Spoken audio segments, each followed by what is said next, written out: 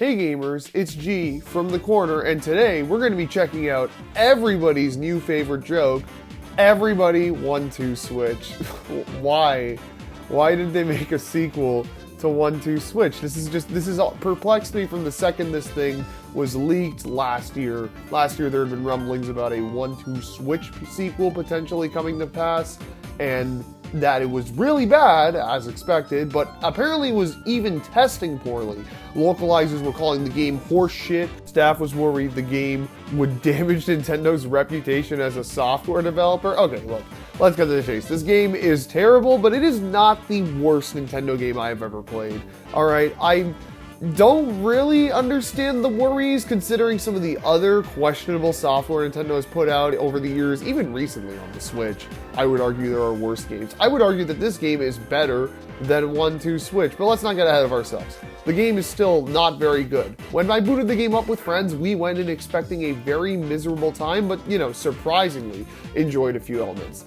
The game, it's a minigame collection, right? It also makes use of phones, similarly to the Jackbox Party Pack series, but, still has the Joy-Con support just like the original 1-2 Switch. It's kind of just a mishmash of party game ideas, and honestly, the phone ideas kind of end up being the best part of the game. Well, some of them do anyway. I'm assuming it's because Nintendo just has more money than the Jackbox game devs, but the games were really, really responsive on phone. I was hearing some of the ideas they were going to do, like, oh, they just act as substitutes for Joy-Cons where you still have to do the motion controls.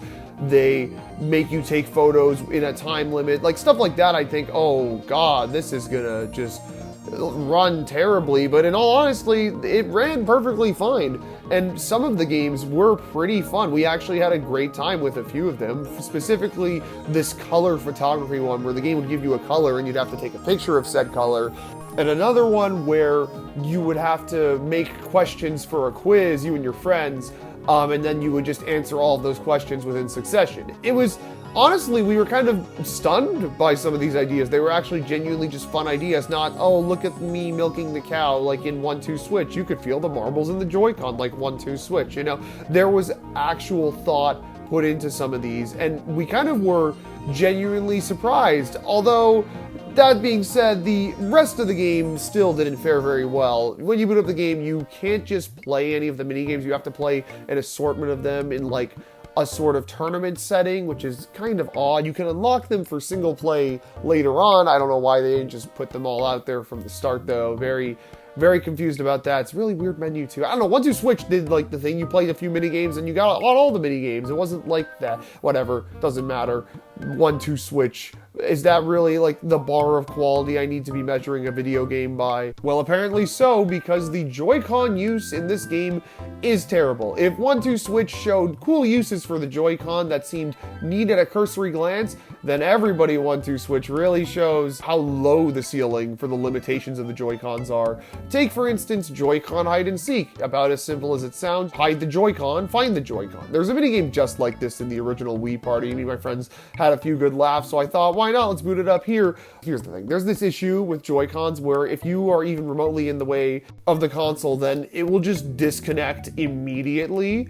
So you can imagine how fun the game was when walking like 2 meters away from the system would immediately cause the Joy-Cons to desync, and we really couldn't hide them anywhere. Literally stuff like that. You'll have a game where you have to kind of just do a quick draw, except it's motion control based, doesn't work super well. You'll have basically red light, green light, but extremely precise and like so strict. If you make even the subtlest of movement, it just became frustrating. The art style, if you want to call it that, is kind of a more overblown version of what's found in 1-2 Switch. You have this like weird horseman mascot character. You'll have like cutouts of people. The game looks so cheap. There was clearly, and not only does it look cheap, but it feels cheap. Those two games I mentioned, Color Shoot and the Spontaneous Quiz, those are great, but clearly they should have done a few checks. You can take a picture of another person's phone. Okay, they give you a color, right? And there's kind of a wheel that shows that color to kind of show how close the picture you're about to take is going to be to the color. You could just take a photo of that color sample on the other person's phone, and that qualifies. Literally, we won rounds by doing that. The spontaneous quiz game. You can just type in the same answer for all answers, correct or incorrect, and then you even get to answer your own questions when they come up in the quiz. Like, what? What the heck's the point of that? Honestly, the spontaneous quiz is actually just a follow-up to another version of a quiz, which is just pathetically easy. It's literally just a game of reaction timing, honestly. On top of that, another thing that the Jackbox guys have gotten pretty much spot on at this point, that they completely negated to even try with Everybody 1-2 Switch, despite its 100 player limit, and basically necessitating that it will be used in big settings and especially online streams nowadays. Any sort of moderation. There is no moderation whatsoever. There's the filter that's in the system, so you can't type in curse words that, curse words that are literally the curse word. I could write the F word with to use and it'll work. But you also can take a photo as your profile picture. Now, I'm sure hearing that sentence immediately put to your mind what people were gonna do and what people have done. Stuff that's come up in people trying to stream the game, which of course wasn't recommended by Nintendo. Really, okay, that's the thing, right? This whole like, oh, grr, why doesn't everybody's 1-2 Switch do this right, that right? Nobody really cares. It's kind of a little joke. I don't know if you know about this. This whole review, honestly, it's a pretty practical joke.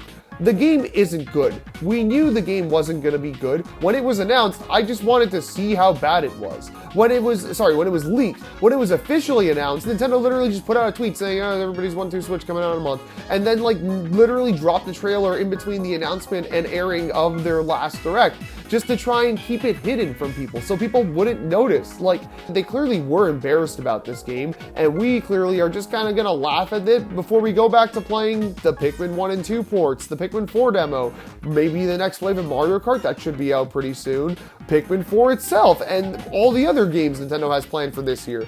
I guess in the end, like the original 1-2 Switch, it really was just a stain on an excellent year of games from Nintendo. Although, granted, this game is probably a little better. The quality-wise, I think the mini-games are a decent amount of fun. I feel like we are going to go back to that spontaneous quiz at least a few more times. And really, we kind of had a decent time. It wasn't like the worst thing ever, honestly. Granted, our expectations were pretty low in the gutter. We kind of expected the system to combust the moment we started playing.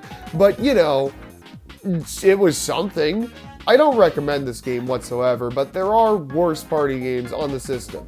I mean, there are plenty of better party games on the system, even from Nintendo, but, it's not the worst of the worst. But yeah, that'll do it for today's review. Be sure to keep yourselves cornered, like, subscribe, ring the bell, and I will be back very soon with some great content for you all. Goodbye.